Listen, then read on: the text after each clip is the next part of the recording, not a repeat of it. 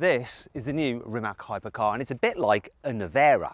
Yeah, you don't know what a Nevera is, do you? It's a Croatian storm. It's brutal, it's sudden, it's powerful. And that's why Rimac have called this car the Nevera, because it's all of those things. Now in this video, I'm going to give it a jolly good reviewing. And to do that, I'm going to talk you around the exterior, the interior. I'm going to take it for a drive on the road. I'm going to drive it like a hooligan. I'm going to launch it because apparently this is the quickest accelerating production car in the world. But we shall see. Anyway, I'm Matt Watson, and you're watching Carwow. Buying a new car? Then head to Carwow and my team will help you find your next car at a fair price. Carwow, your one-stop car buying comparison site. Let's start this video by talking about the price. So the Rimac Nevera starts from €2 million plus taxes. Now, if you're a billionaire and YouTube algorithm has served you this video and you decide to buy one of these, please say that you watched the video from Matt Watson and Rimac will actually give me some commission. I'd really appreciate that. Honestly, they will, so make sure you do that. Alternatively, if you're just a normal person like me and you're thinking about buying an electric car, what I've done, I put a link up there to a really good electric car, one of my favourite ones that you can buy through Carwow, and you can see how much money you can save on that car. Alternatively, after this video, you can simply Google "Help me Carwow." My team and I will help you choose the right car for you and get it for a fair price from one of our trusted dealers. Now let's talk about the design of this car, and you're probably thinking, it's an electric car. Thank God Matt isn't going to start poking it with a stick of truth. Well, actually, look at this. Matty Rimac has given me my own bespoke carbon fibre Rimac stick of truth, and it actually grades the fakeness of the vent or the exhaust. Look, so if it only goes in this far, it's fake. Then if it goes in that far, could be. There's almost. Yeah, for real, if you're getting all the way into here, and if you can bodge it all the way down there, you get the full-on wow. And for some reason, this also vibrates. Anyway, I did turn it off. Come on.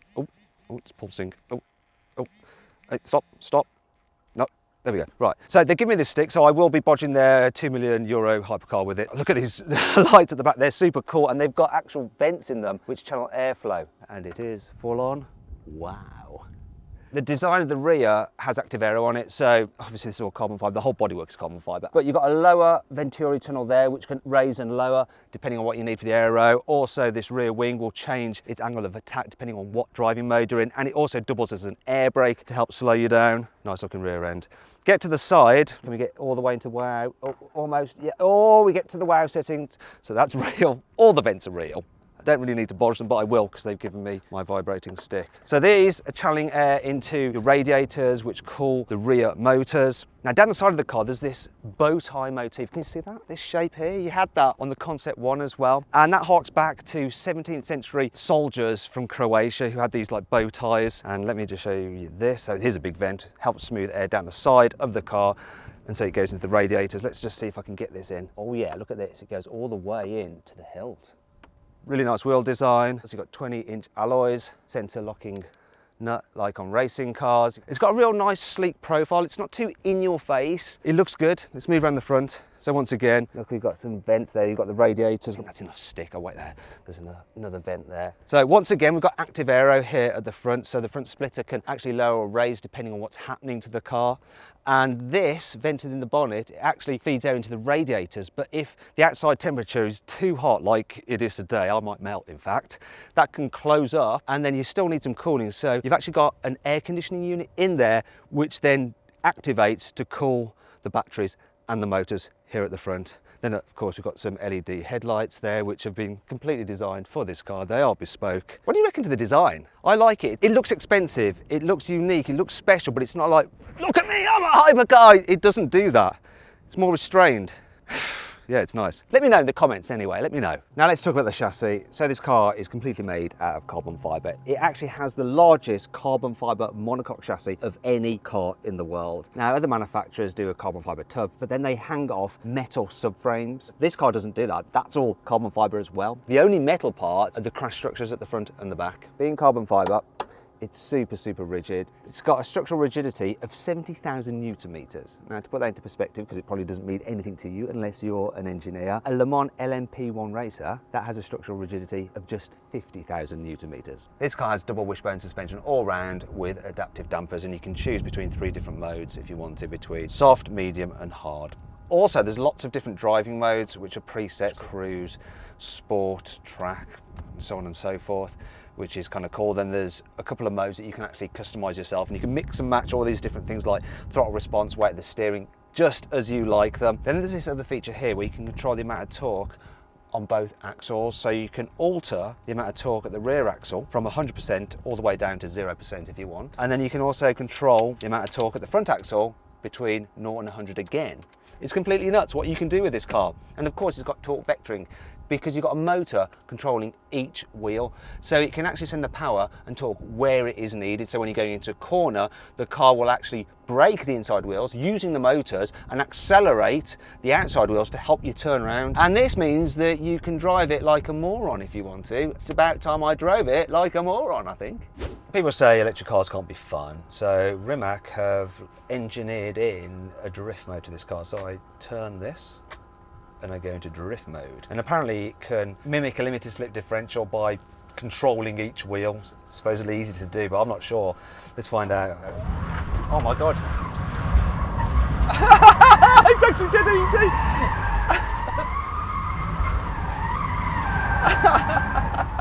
It's too easy. Kill the tires.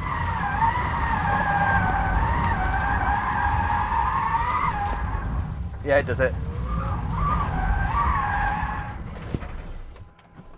Yeah, yeah. Definitely drifts. Feel sorry for the tyres though. All that torque going through them. Poor buggers. R.I.P. tyres. Rest in peace.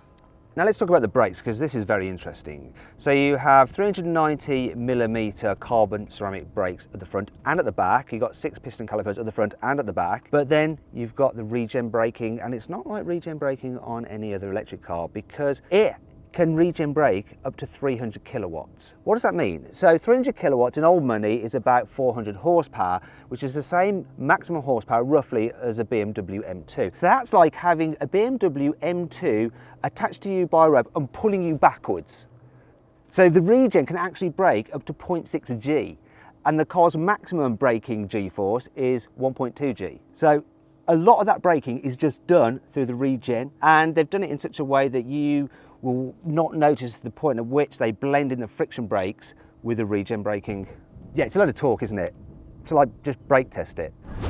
Let's see how long it takes this car to stop from 70 miles an hour. Okay, ignore the kilometers an hour of my reading, it just has to be in that for reasons. Here we go. Here we go, here we go. Whew. There we go.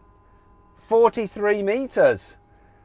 This Nevera is a car that is just full of records. So the battery pack, that's a record. 120 kilowatt hours, the largest battery pack fitted to any production EV. And you charge it by putting up this flap here, and then you have your ports there. So that's your AC and that's your DC. Now this car can actually charge really quickly. It can charge up to 500 kilowatts. I put these in wrong, it's a little bit of a puzzle.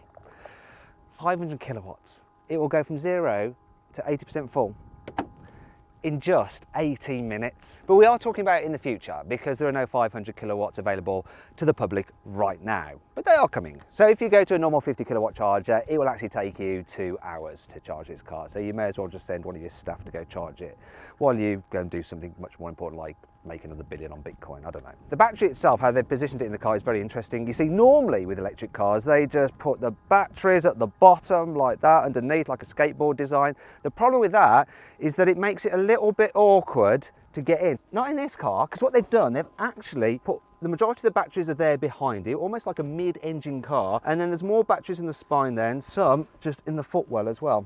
As a result, yeah, it's actually all right, nice and low. It's what you want from a hypercar. In fact, there's another thing to note. Hypercars, usually an absolute arse to get in and out of because of the huge sills. But despite the fact you've got this cut out in the roof and these amazing doors, the sill isn't all that fat, so you can easily get in and out in a dignified way and without banging your head. Look at that! It's like they thought about everything. Okay, inside the Nevera. It's a hypercar, which is very, very futuristic. Yet inside it just feels like a normal hypercar, if there is such a thing. So the dash design is all simple, nicely laid out. The driving position's good. The material quality is excellent. Apart from one thing, these air vents here, they feel a little bit plasticky, but exposed carbon fiber here, lovely leather, Alcantara. It's great, and the seats are comfortable, and you can actually move them by using the screen here. So you press button on the screen, up, down, and you do the same with the steering wheel as well, in and out. So it's all very Tesla-y. It's a bit annoying though that you have to control all functions pretty much through this screen. So the ventilation system, you have to do it through this screen. And that brings me on to the infotainment system. It's completely their own design, so they've not bought it in. It's all right, you know, you can swipe through your different menus. It's got all the functions you need. It will have Apple CarPlay and Android Auto. My only complaint about it and the digital driver's display is that it's all very dark. They've gone for like a dark theme. I'd have preferred a lighter, brighter theme, but I guess that is less distracting when you're doing like 250 miles an hour or whatever. Your passenger will know that you're doing those kind of speeds as well, because they've got this display there to frighten them a little bit. Now, they haven't forgot about practicality in this car, so check this out, right? Under here you have place for your mobile phone, and you'll have wireless charging, and there's a USB-Cs there. There's some more storage here behind the screen where you can forget where you left stuff. We have some cup holders here, which apparently have been engineered to be able to hold a bottle in place, even though it's a bit wobbly, when you're drifting and cornering at high G. It's been tested, it has. And then there's the smallest glove box I've ever encountered in my live testing cars. Look at this. There it is. It is more of a document wallet. Now let's go on to talk about the boot. Now don't worry, I am going to launch this car soon, because really you're probably here to see how quick it is from 0 to 60 and over the standing quarter mile. But first, let's do the boot. Underneath here is 100 litres of luggage capacity, which is not that much, is it? And because of the shape of this, you're going to need bespoke luggage from Rimac to really make the most of all this area. You wondering what's under here? Well, yeah, you thought it was going to be some extra storage, but no, it's taken up by your first aid kit and your tyre compressor. Really, if you want to go on a holiday in this car, you're going to need to send a support car along with you. And that brings me on to 5 annoying things about the Rimac Nevera. Being an electric car, obviously there's a frunk, right? Because there is on every single electric car. No, you just got radiators and stuff. So no frunk here, I'm afraid. So that 100 litres really is your lot. Because you've got radiators at the back to cool the rear motors, you can hear the fluid circulating in them. Listen to this. Now you could view it as it sounding like you're near a peaceful stream that's flowing. Alternatively, it does sound a little bit like the car's having a long wee. Although these doors are super cool, you kind of wish that they had soft close, because you tend to not shut them properly. Look, come on. No. Third time lucky. That's better. Rimac has done a lot of work to make this car as light as possible. Obviously there's loads of carbon fibre, but the original prototype actually had a 2-speed gearbox on the rear axle like the Porsche Taycan does, but they switched to a single-speed gearbox because that saved 100 kilos. Despite all this though, there's no getting away from the fact that batteries add weight, and this has one big battery. As a result, it weighs 2,150 kilos. It's a bit heavy. Something like a Chiron comes in at under 2,000 kilos. This is a super luxurious hypercar, but you do get quite a lot of noises in the cabin. The main reason for that is that those noises aren't drowned out by an engine. So here's an example. I'm going to turn the air conditioning on now. Do you hear that? It's like someone's drilling somewhere in the distance. Now, the reason you hear that is because the actual unit for the air conditioning is so close to you, and yeah, no engine drowning it out. It's not all negative though. Here's 5 good things about this car. Everything on this car is bespoke. There is nothing that is on or used on any other car or off the shelf, apart from the tyres, which are off the shelf tyres, and the actual ventilation system behind the dash is from an Audi R8. Everything else has been made specifically for this car. For instance, even these dials here, they've been billeted from aluminium specifically for Rimac, and these little gauges within them specifically for Rimac. One slight thing about these dials though, they are a little bit stiff to operate, though Rimac is working on that to make sure everything is tip-top for when the car goes to customers. Rimac has tried to make this car feel like it's from a high volume manufacturer, in the same way that a Bugatti Veyron feels just as well sorted as a Golf, whereas other hypercars feel a little bit more cottage industry. As a result, they've crash tested the heck out of this car. This car is fitted with 6 cameras, and they are used for your parking. Look, that's all very handy. However, you'll notice there's another camera up there. Is that because the authorities are watching you? Well, no, it's because actually all the cameras on this car can double as action cameras. So if you want to record yourself as you're driving a lap, you can use those. You don't have to faff around mounting annoying GoPros like us plebs. This panel on the car has 3 LED strips, and they change colour depending on which mode you're in. And if you want, when you buy this car, you can have it set up so you can choose the colours that those are. So if you're from the UK like me, you could have red, white and blue. This car has been homologated to be used all over the world. Now, some cars aren't, like Koenigseggs and Paganis. They're only homologated for certain regions like Europe or the US. Whereas this, doesn't matter where you live in the world, you can have it in your country so that you don't have to keep it in somewhere like Europe or the US and then fly there to use your car. So that's good. Finally, there's the motors, which is what we're all here for. So you've got 4 motors, 1 for each wheel. Each has their own gearbox. Now the motors at the back are twice as powerful as the motors at the front, but combined you have 1,914 horsepower and 2,360 newton meters of torque. So let's launch it. Okay, let's do this. Dead simple. Left foot on the brake, floor the throttle, release the brake. Blimey. You're 62.23. That's quick. That's very quick. 4 mile, 8.85. Do you know what? I've done this even quicker, but it was in a drag race against a Ferrari. And if you want to see that video, click on the pop-out banner up there to go watch what happened when I raced this against a Ferrari SF90 Stradale, and the time I got when I launched it in that race. It's even more impressive, it's nuts. Okay, let's see what this Rimac Nevera is like to drive out on the open road. First thing to note is the suspension. So this is a hypercar, yet because I've got the dampers in their softest setting, it actually deals with bumps really well. Occasionally when you go over a big bump, you do hear a knocking sound. That's actually the steering rack. One of the things about this car is that it's a pre-series car, so it's not the finished deal that customers will get. It's apparently 80% completed, but there's things they're working on like the steering rack. There's other things they're working on like noise and vibration, so they'll add soundproofing to it. So at the moment when you're driving along and you go over surfaces which are covered in stones, you get lots of rattles around the wheel arches, almost like you're driving a racing car. Another thing that I think is surprisingly good is the visibility. You can really position where the car is because you have the wings to guide you, and the bonnet does drop away quite sharply. These side mirrors are absolutely massive. They protrude quite a way out so you can really see down the sides of the car. And the view out the rear view mirror is actually really good as well. One thing they've nailed on this car, really have nailed, and that is the throttle pedal. With a high performance car like this, it could be just super scary, like you just flex your right foot and boom, you're just off. But this is really good. It does build power, and it's great the way they do it with quite a long throttle pedal. So you can drive it quite easily without worrying about just suddenly accelerating into someone's bumper. It's easy to just cruise around and just pick up speed a bit like a normal car, or to accelerate like, yeah, that's fine, or that's really fast. Oh my God, we're going something now, and then it's, oh my God! Because it's actually traction limited, it feeds in the power, so you get this sense of the power building. Now I'm going to move it into sports mode, and now the throttle response is really fast.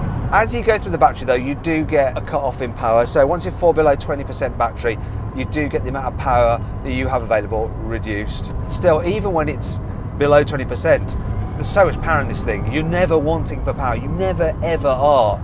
Now let's talk about the brakes. So I find that they're a little bit over assisted when you first touch the pedal, but then when you're deep into the pedal, they're a bit under assisted and a bit more like a race car. I'd rather have it the other way round. So less initial bite, but more assistance as you press the brake pedal harder. Let me just check out the turning circle on the car because this is important, obviously.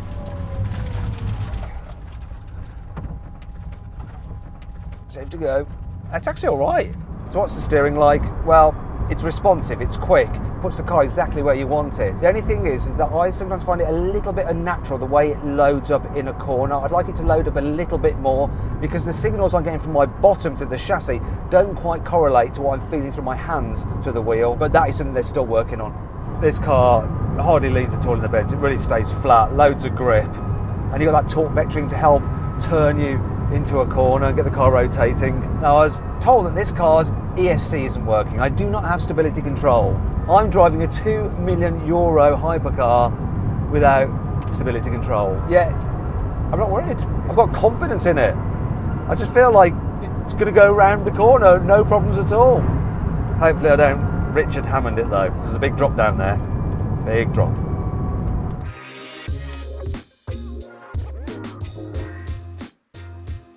So then, what's my final verdict on the new Rimac Nevera? Should you avoid it? Should you consider it? Should you shortlist it? Or should you just go right ahead and buy it? Well, this is probably the most irrelevant conclusion I've ever given on a CarWow video. Really, for most people, you're best off avoiding this car. Reason being that once you've driven this and felt the performance, every other car is going to feel a little bit on the slow side.